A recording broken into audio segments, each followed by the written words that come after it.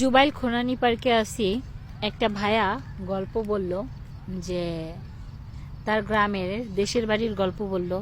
তার বাড়ির পাশে এক লোক নাকি সুদ খাইতো।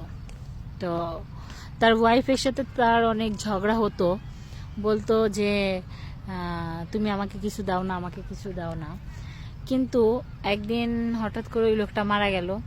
মারা যাওয়ার পরে মানে সব কিছু দেখে যে তার বোর নামে, ব্যাংক ব্যালেন্স যা আছে সব তার বোর নামে লিখে দিয়ে গেছে। বাট বোর সাথে সবসময় নাকি ঝগড়া করতো, বউ বলতো আমাকে কিছু দাও না দাও না, কিন্তু তো বউ বলতো যে আমাকে কিছু দাও না, আমাকে কিছু দাও না। তো এখন বউ নাকি যেদিন মারা গেছে সেদিন নাকি বউ চিল্লাই কান্না করতেছিল আর বলতেছিল, এত ঝগড়া করলাম, এত ঝগড়া করলাম, ভুল অক্ষরেও তো তুমি বলো নাই যে তুমি আমার নামে এত কিছু, সারা জীবন যা উপার্জন করছো সব আমার নামে লিখে দিয়ে গেছো, জমি জায়গা যা কিছু সব বোর নামে।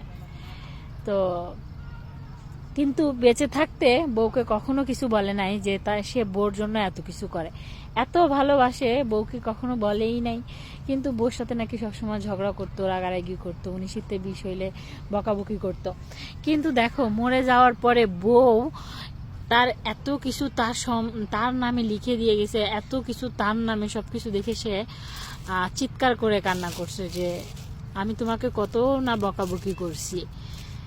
তো আসলে শুনে আল্লাহ যে মারা গেছে, প্রত্যেকটা মানুষ যারা মারা গেল তাদেরকে বেহেশত নসিব করুক, আমিন। তো আসলে আমরা আমাদেরকে দিক বা না দিক, আমাদের কি বলবো মানে এখন তো মানে আসলে কিছু বলার নাই। এক একজনের সে তার বউকে বলেনি, হয়তো এটা তার জন্য সারপ্রাইজ ছিল। হয়তো সে ভাবছিল যে আরো কিছু তার নামে বেঁচে থাকলে আরো কিছু সে দিবে, দিয়ে তার জন্য হয়তো এই জিনিসটা সারপ্রাইজ হিসেবে রাখতে চাইছিল। হয়তো তাকে অনেক কিছু দিয়ে হয়তো বা নিজে হাতেই মানে উপহার দিতে চাইছিল। কার মনে কি আছে সেটা উপরওয়ালা ছাড়া কেউ জানে না।